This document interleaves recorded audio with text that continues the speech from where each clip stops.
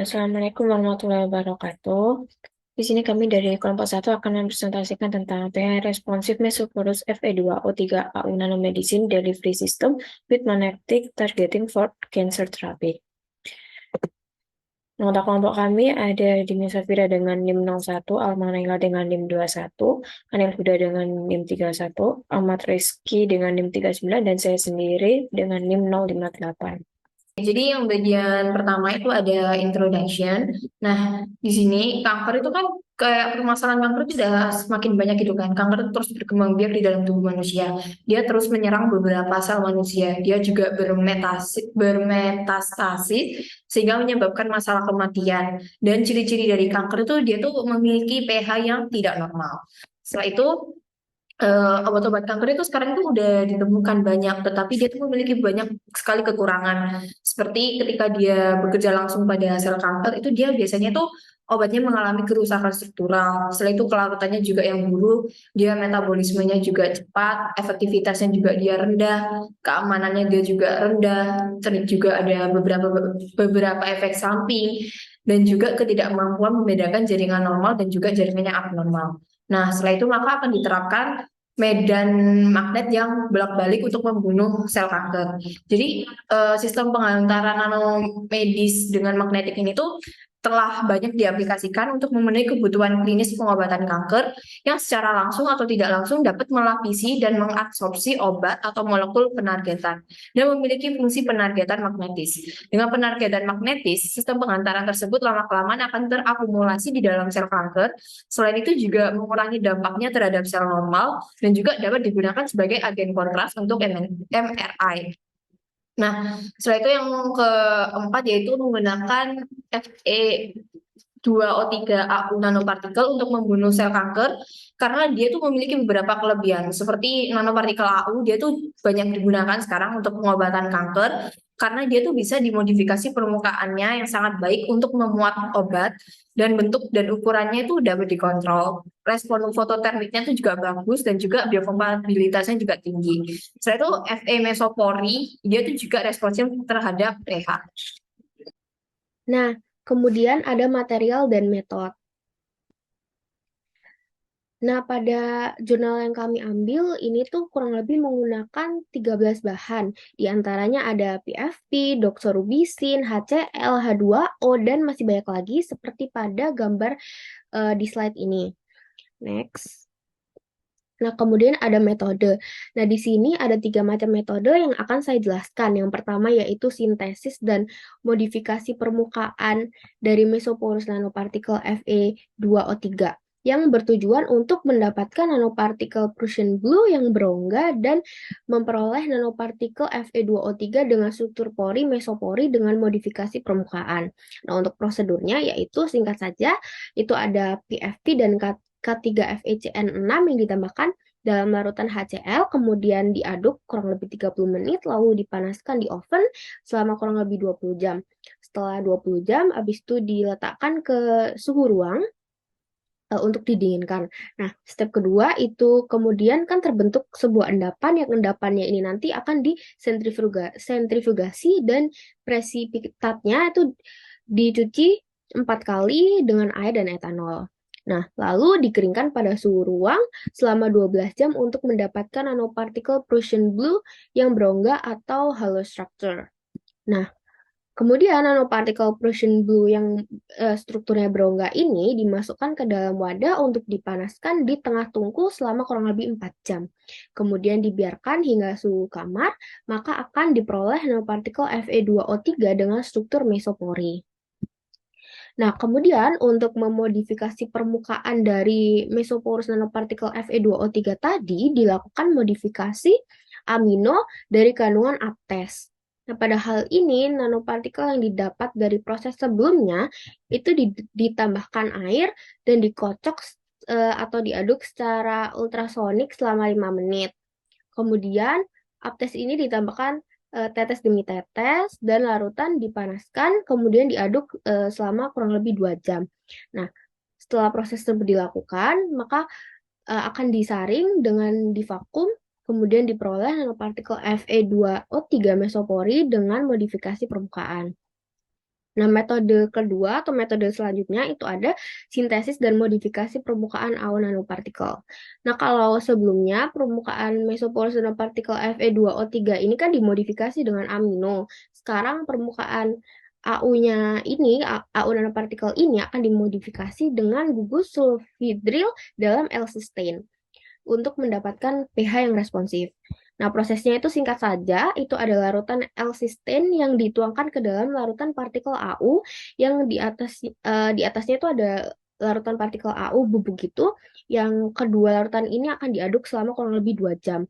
Kemudian larutan ini dihasilkan disentrifugasi selama 20 menit. Nah, kemudian kan tercipta sebuah endapan. Nah, endapan ini dicuci dengan air sebanyak 3 kali untuk mendapatkan nanopartikel AU yang bersih.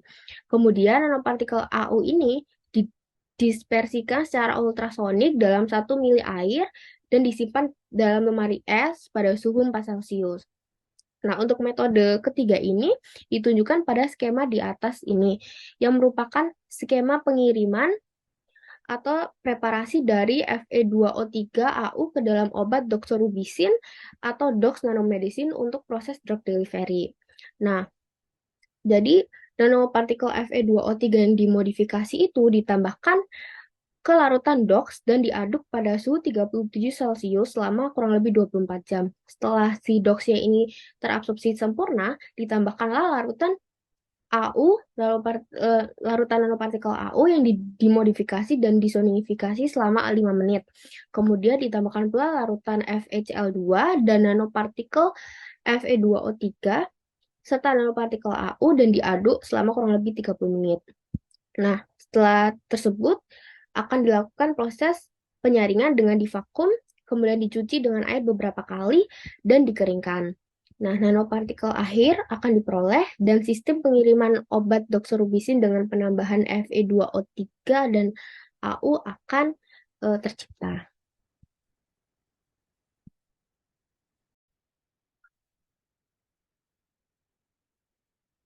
Pada bagian selanjutnya yaitu ada metode.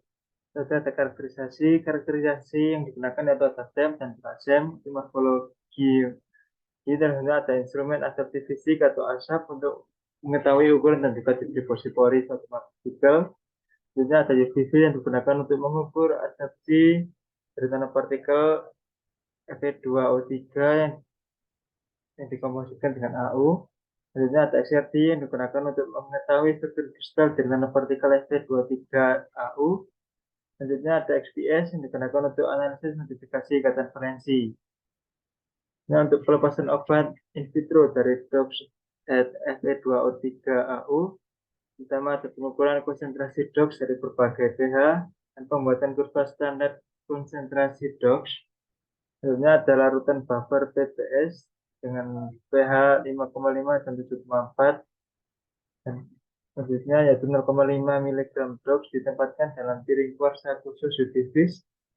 3 mili PBS dengan pH berbeda ditambahkan dan kemudian disegel dengan aluminium foil. Absorpsi diukur pada waktu tertentu menggunakan karakterisasi UV-Vis. Selanjutnya yaitu ada analisis statistik, yaitu dilakukan dengan menggunakan software SPSS. Data diungkapkan sebagai rata-rata deviasi standar. Perbedaan dianggap signifikan jika nilai P kurang dari 0,05. Selanjutnya ada uji sitotoksisitas dari DOX P2O3 dengan AU. Itu pertama-tama sel kanker paru-paru manusia dibiakkan. Kemudian sel kanker ditanam dalam piring sumuran dan diinkubasi dalam inkubator termostatik dengan suhu 30 derajat. Konsentrasi DOX disiapkan dengan medium kultur 50, 100, 200, 400, dan 600 mikrogram. Setelah pertumbuhan sel stabil, DOX ditambahkan ke setiap sumuran. Stabilitas sel diuji menggunakan uji kit perhitungan sel. Dan terakhir ada uji penargetan magnet. Eksperimen dilakukan ketika sel menutupi desatan baterai. Kelompok eksperimen diperlakukan dengan DOX Fe2O3 yang dikombinasikan dengan magnet diameter 5 cm di bawah tiang baterai. Metode pewarnaan DAPI digunakan untuk mempelajari distribusi sel Dan pengamatan dilakukan dalam kondisi gelap. Selanjutnya hasil dan pembahasan dilakukan preparasi dan karakterisasi mesopori nanopartikel Fe2O3. Pada gambar di sebelah kanan merupakan hasil analisis TIM. Nanopartikel biogrusia dengan bentuk persegi memiliki tepi dan sudut yang berbeda awalnya dan ukurannya sekitar 100 nanometer. Terdapat banyak titik kecil di tengahnya yang diduga sebagai pori mesoeksternalnya. Pada gambar C dan B merupakan nanopartikel setelah pemrosesan dan hasilnya tetap mempertahankan bentuk persegi dengan ukuran seragam dan tersebar merata tanpa aglomerasi. Tapi ukurannya sedikit mengecil dan sudutnya menjadi lebih bulat dan di tengahnya terdapat titik putih yang menjadi lebih padat karena lubang di dalamnya itu menyebabkan hamburan elektron yang berbeda dalam perubahan kontras gambar. Gambar D nanopartikelnya setelah dikalsinasi dengan suhu tinggi masih berbentuk persegi, tapi banyak titik putih di bagian tengah yang mungkin disebabkan oleh mesopori dan struktur berongga yang internal. Pada gambar di sebelah kiri merupakan hasil analisis menggunakan instrumen ASAP. Gambar A merupakan kurva absorpsi nitrogen yang digunakan untuk mengkarakterisasi struktur pori nanopartikel. Ketika tekanan relatifnya 0, terjadi peningkatan tajam dalam kapasitas absorpsi nitrogen dan titik belok yang terlihat jelas pada P per P0 sekitar 0,02 yang menunjukkan pengisian mesopori. Selanjutnya pada gambar yang B merupakan analisis lebar pori nanopartikel yang menunjukkan peningkatan luas spesifik pada dua rentang utama yaitu 0 sampai 1 nm dan 5 sampai 10 nm. 0 sampai 1 nm itu berasal dari mikropori dan 5 sampai 10 nm berasal dari mesopori pada dinding luar nanopartikel. Pada gambar C merupakan magnetisasi saturasi nanopartikel yang bernilai sekitar 18,5 dan sifat magnetik nanopartikel ini menunjukkan adanya super paramagnetisme yang diinginkan, yang berarti nanopartikel jadi magnetik dalam medan magnet eksternal tetapi kehilangan sifat magnetik ketika medan magnetnya dihapus. Pada gambar C merupakan gambar yang menunjukkan perubahan intensitas induksi magnetik nanopartikel ketika medan magnet eksternalnya 0. Magnetisasi sisa sebesar 0,9 dan koersivitasnya 31,4 yang menunjukkan sifat super paramagnetik yang stabil pada nanopartikel Fe2O3. Selanjutnya preparasi dan karakterisasi AUNP. AUNP yang dimodifikasi dengan L-cysteine memiliki bentuk sebagian besar bulat dan elipsoid kecil dengan ukurannya yang seragam. Ukuran nanopartikel AU berkisar antara 4,5 sampai 6 nanometer dan diameternya 5,29. Perubahan spektrum serapan UV vis ini sesudah dimodifikasi dengan L-cysteine ditunjukkan pada gambar C yang di sebelah kiri. Ukuran nanopartikel bulatnya sebesar 2,5 sampai 100 nanometer biasanya memiliki puncak serapan UV vis pada 520 sampai 580 nanometer yang disebabkan oleh resonansi plasmon pada permukaan nanopartikel AU. Hasil analisis menunjukkan bahwa posisi puncak hampir tidak berubah setelah dimodifikasi dan bentuk puncaknya mengalami perubahan kecil yang mengindikasikan bahwa ukuran nanopartikel relatif tetap dan tidak terjadi pengumpulan setelah modifikasi dengan L-cysteine.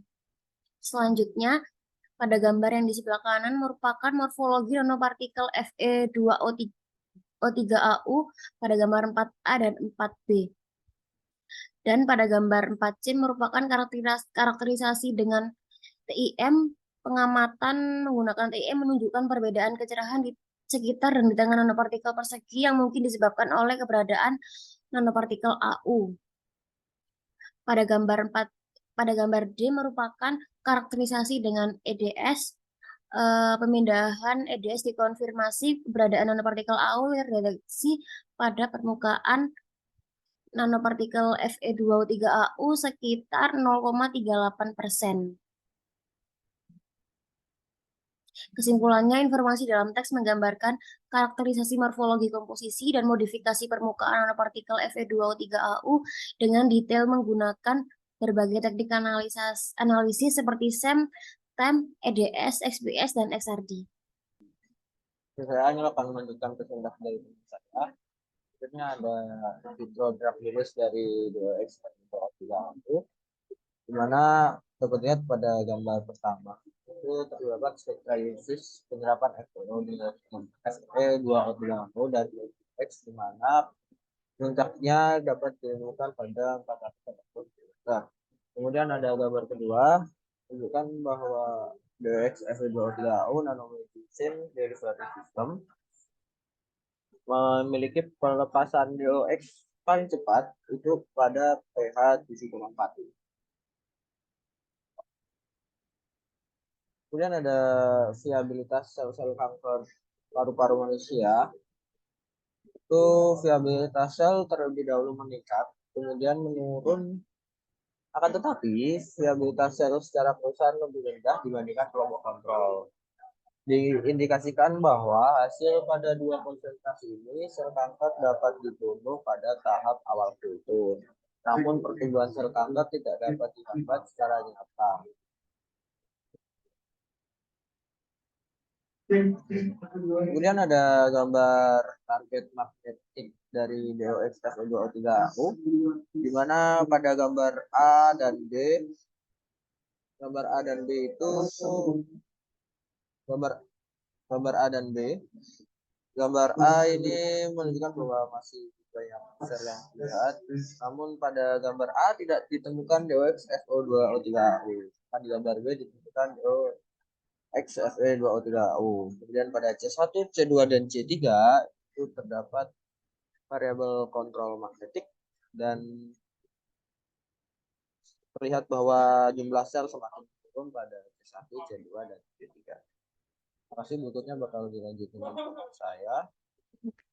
Oke, selanjutnya adalah bagian dari kesimpulan. Jadi Fe2O3 nanopartikel yang dimodifikasi dengan aminasi itu memiliki mesopori eksternal dan struktur berongga internal dengan obat DOX tertanam di bagian dalam, dan mesopori diblokir oleh L-cysteine yang memodifikasi nanopartikel AU melalui ikatan yang responsif terhadap pH untuk mengakumulasi obat.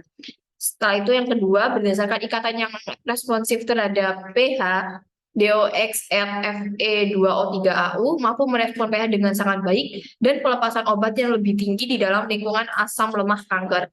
Setelah itu, yang ketiga, konsentrasi obat yang lebih tinggi mampu membunuh sel kanker dan menghambat pertumbuhan sel kanker yang tahap awal. Jadi dia juga mengurangi kerusakan pada jaringan normal juga kan. Dan juga yang keempat, obatnya itu dapat langsung tertuju ke sel target yang terkena kanker. Sekian dari kelompok kami, kurang lebihnya mohon maaf. Wassalamualaikum warahmatullahi wabarakatuh.